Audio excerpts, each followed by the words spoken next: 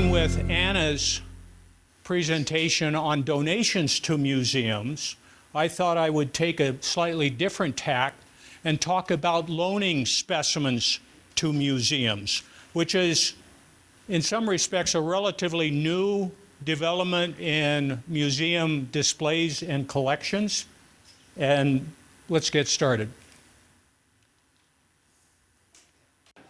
You know, the current approach by museums, as Anna so eloquently talked about, is they first and foremost want to solicit donations. We all want to own our own specimens, right? Because then that gives you full control over the things and whatnot. And if you've got benefactors that are providing money or material gifts, that's great. So the large museums, I mean, the Smithsonian collection, the American Museum collection, Yale and Harvard, I mean, we're talking 100,000 to 200,000 specimens. They really don't need to borrow specimens. When they put a specimen on loan, it's, you know, something the equivalent of the Hope Diamond. And, but the smaller museums, especially this one and others, don't have that luxury. So some of the examples that and especially starting with the Perot, when the Perot opened, they spent all of their $100 million on the building. They did not own a single specimen that was put on display when they first opened that museum. Now, the background of that is that Lyda Hill, besides providing a lot of money, had also pledged that ultimately her collection would be donated to the museum. And I don't know where that is, but someday they will own part of their mineral collection. But they're probably the primary example of a major museum that is using and benefiting from being able to borrow specimens from local and national collections. Dallas, Texas. And it's a science museum. It's not just a mineral and geology museum.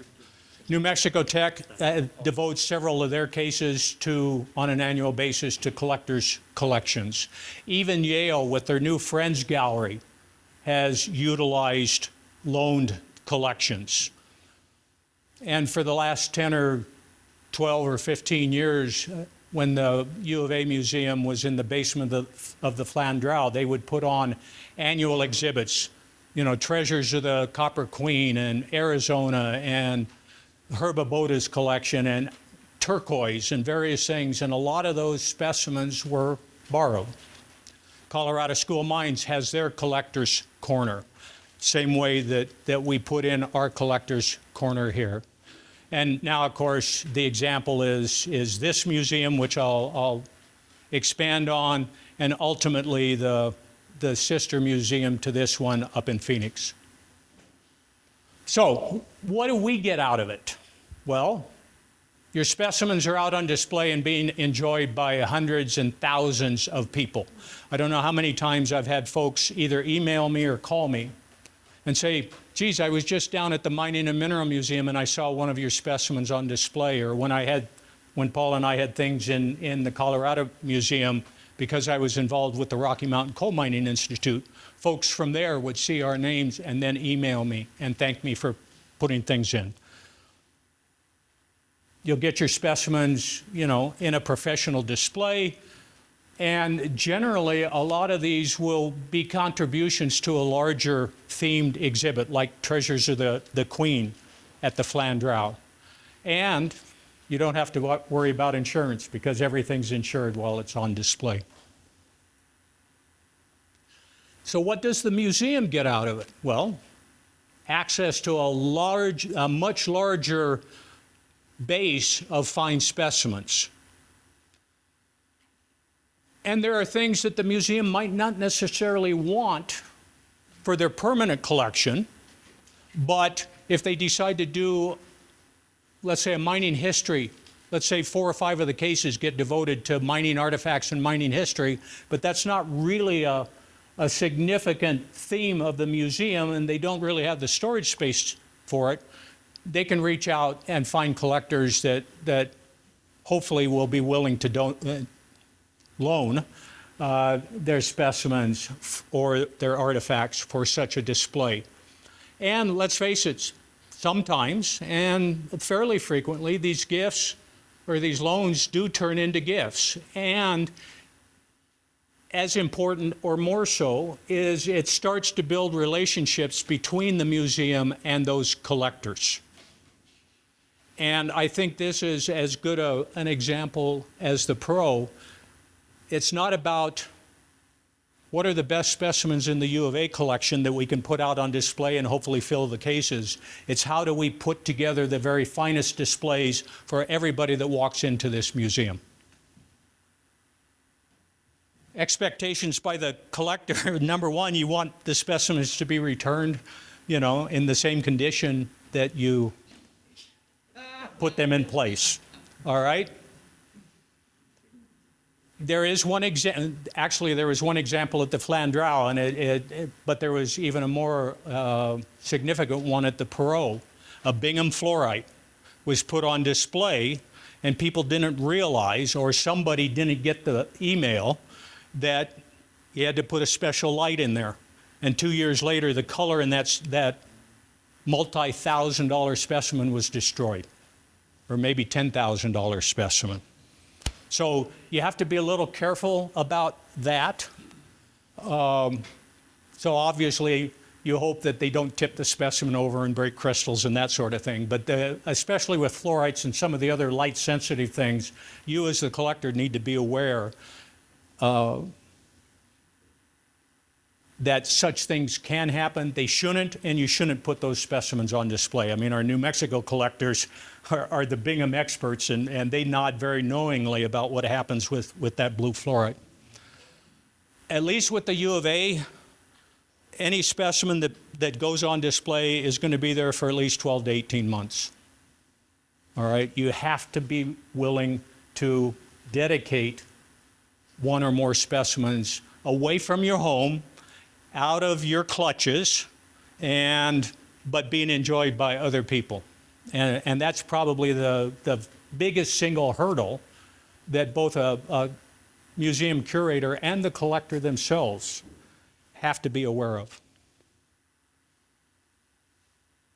And so this is actually for Eric and Susan, but since they're not here, that's okay. But for curators, they need to find collectors that are willing to display their collection. Not everybody in this room wants to have their minerals away from their home for any extended time, except maybe for a show where they take things down, they put them in the case 3 days later or 4 days later, they take them out and they take them home.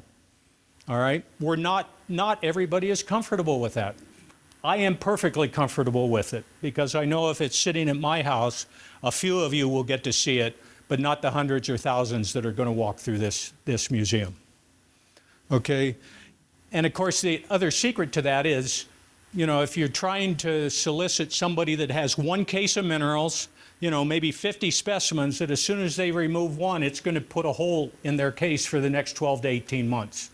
Whereas, between the cases that we have at home and the 250 flats of minerals, it's a little easier for me to pull specimens out and put them in the museum here, as opposed to somebody with one case. I get that. But both sides of this equation have to be aware of that as a significant parameter.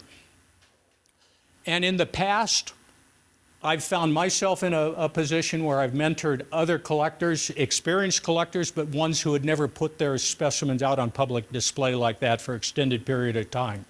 It's good to find somebody that has done it, is comfortable with it, is comfortable with the institution that's asking to borrow those specimens, and just sit down and explain why it's a good idea and talk about the pros and cons. And again, I'm stressing the time commitment. Usually most of the museums want at least 12 months. So some examples of some of these displays. This is the Arizona exhibit that was in the Flandreau a number of years ago. As you can see, each of the cases was dedicated to a particular county, and each one of those displays represents at least a half a dozen, if not 10 collections. But it brings together some very, very fine groups of specimens. The Abota collection, when it was there, now we're talking the opportunity to see Pakistan and Afghanistan minerals, the likes of which most of us had not seen and will not see again. Herb was one of the very first dealers into both Pakistan and Afghanistan. And then you can do other themed exhibits within the collection, like lithium minerals. Well, when I think of lithium, it's, lepidolite mica or whatever they're calling it these days, not spodumenes and various other gem crystals that are 2 feet tall. So speaking about this museum in particular, their goal is to change 20% of the minerals every year. That's to let people know that they can keep coming back and they're going to see significant changes in the displays. I think it's a little aggressive, but why not start out aggressive and then you can always back off to 18 months or 15% or whatever. And again, it gains access for the general public and all of us to be able to see specimens and collections that we probably wouldn't be able to necessarily see unless we wanted to travel to see them. So some of the current displays, that huge Chinese stibnite is on loan from Rob Levinsky. Gene and Roz Myron have 2 cases in of fine pegmatite and gem minerals. The one mining artifact case, most of those are from the U of A collection, but there's 4 or 5 that are in there from a collection here in Tucson. When I asked him if I could borrow things, he said, just tell me what you need and it's yours. Okay.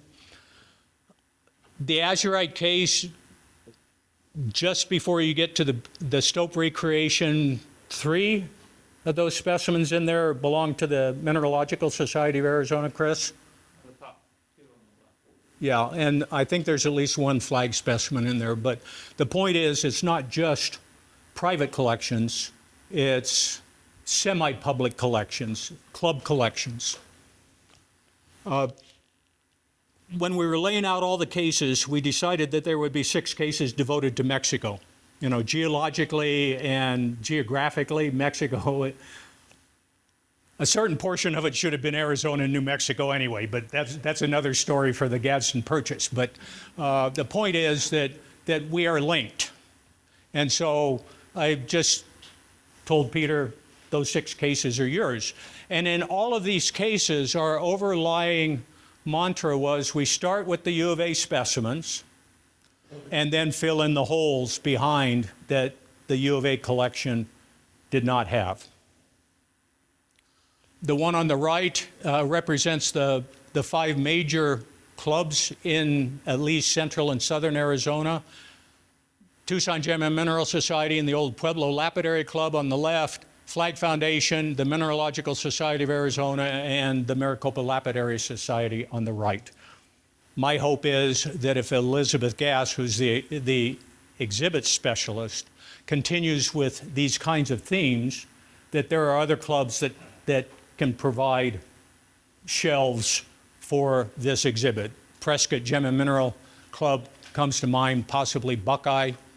And these are club exhibits that they don't have to be club specimens. In the case of the MSA and the Flagg Foundation, we have collections, but in the case of like the Tucson Gem and Mineral Society, those are all specimens that over the years represent a few of the pieces out of the over 200 that TGMS has either bought and donated or donated directly out of their collection to the U of A. Collector's Corner, I've already mentioned that.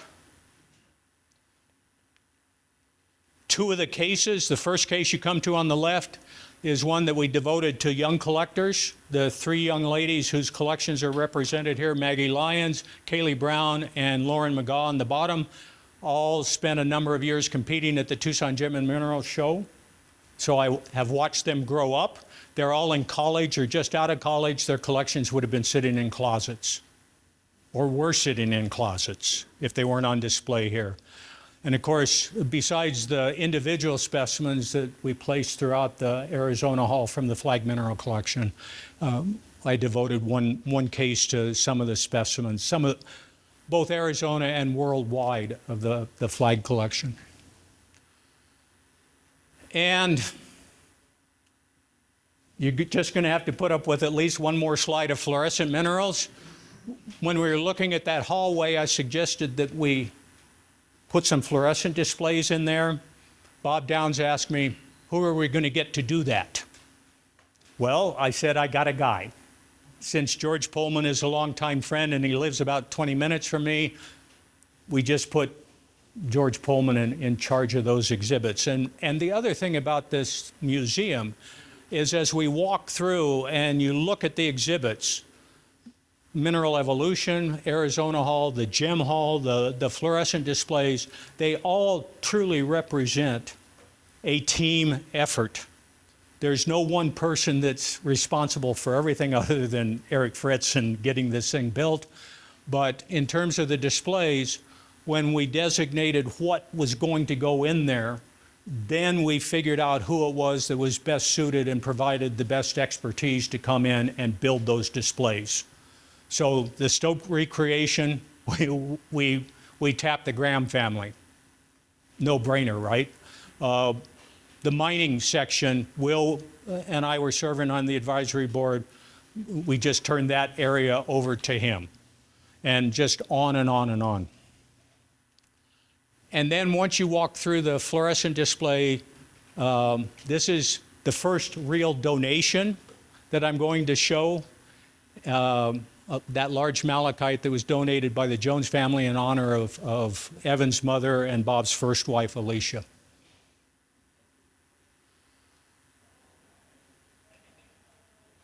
So once you get around some of those hands-on exhibits, you walk into the treasury. That exhibit is pretty much the result of Shelley Sargent and the Somewhere Over the Rainbow collection. This is a private collection that she curates and acquires for. And she and a few others have been pretty much instrumental in putting the treasury or the gem vault together. That's Shelley on the left, of course Eric on the right. She is a very dynamic person. If you watch Mineral Talks Live, she was on a few months ago. You may not like fluorescence and you may not like gemstones, but after you get done talking with her, you're going to at least be a little further along in really appreciating what a fine gemstone or a piece of jewelry is. She's a great person and a very dynamic personality. She was responsible. This is this is the main conference room down in the basement. And we were in there just after this tabletop came in. It's what, 8 feet long, 10 feet long, Paul? Okay, a single slab of walnut. And they carved this, I'll call it a stream channel down through the center of it. And those are all inlaid slabs of turquoise in this one-of-a-kind conference table. And it was due to Shelley knowing the right people to make all this done. The turquoise is what? From Patagonia, of all places. Okay? The cases that you see in the background are filled with part of the Ed and Ann David collection. One of the areas where potential exhibits coming up can be programmed and displayed ahead of time. And then, of course, you know, things like Nikolai's Intarsia. I mean, there aren't many museums that could afford to buy all of that. But since he lives in Tucson now, he has willingly provided it on loan to the museum. And you'll hear about the silver nuggets that belong to Chris Osterman and his corporation in just a few minutes. But that is the world's largest silver nugget at over 400 pounds. And I'm pretty sure that the other two that weigh in excess of 100 pounds apiece, you know, rank right up there as well. So the collections here, the collections in the Phoenix Museum are extensive. The collection here is 15 to 20,000 pieces, the same way with the one in Phoenix. But they also have the opportunity to draw from a number of fine mineral collections, both Arizona-oriented and worldwide collections in Phoenix and Tucson and other municipalities. Elizabeth Gass is the exhibit specialist. The reason that she wasn't here is she's within a week of delivering her first child. She was working yesterday, and she's in fine spirits and certainly ready to deliver, after 9+ months. But very engaged, very dynamic person. You met Susan Lai briefly as the assistant collection curator. Most of you know Katie Carter-Sandoval as the curator of the Phoenix Museum. They certainly have their work cut out for us, but with our support, they, both in loans and donations and volunteer help, they will be successful. Of that, I have no doubt. So, to finish up, the Flagg Mineral Show will take place the first full weekend in January 7th, 8th, and 9th at Mesa Community College. For further information, go to our website. The Tucson Gem and Mineral Show is absolutely on schedule to take place February 10th through 13th at the Convention Center. There's that website. The show themes there are the apatite supergroups, so apatite, mimetite, vanadinite, and pyromorphite, plus all the rare uglies that fall into that group. And we expect to have about 80 cases full of fluorescent minerals. For those of you who were around 25 years ago, this display will be 50% better than the one that we had back then. So with that, again, I want to thank everybody. I especially want to thank Brian Swoboda for being here, being available. All of these lectures will have been recorded and will be put out on his website. On the Blue Cat Productions YouTube. Right. And if you haven't participated in Mineral Talks Live, which now is once a month, the first Wednesday, I'd recommend those. They're of people and museum curators and collectors. You'll have to put up with fluorescence. You'll have to put up with gem carvers and jewelry people. But a lot of these are from Europe and other places that we would never be able to get to. It's really a fine production in partnership with Raquel at Harvard and Eloise in Paris. And so thank you for that. And Chris, I want to thank you, even though he goes, are you going to put this slide up and thank me? I was going to do that anyway. He has been working with Brian and our speakers to get all the electronics and the presentations put together, and I really appreciate your help as well. And finally, to Bill for overseeing the mineral sales, and I'll thank you later, Steve. Anyway, with that, I am done.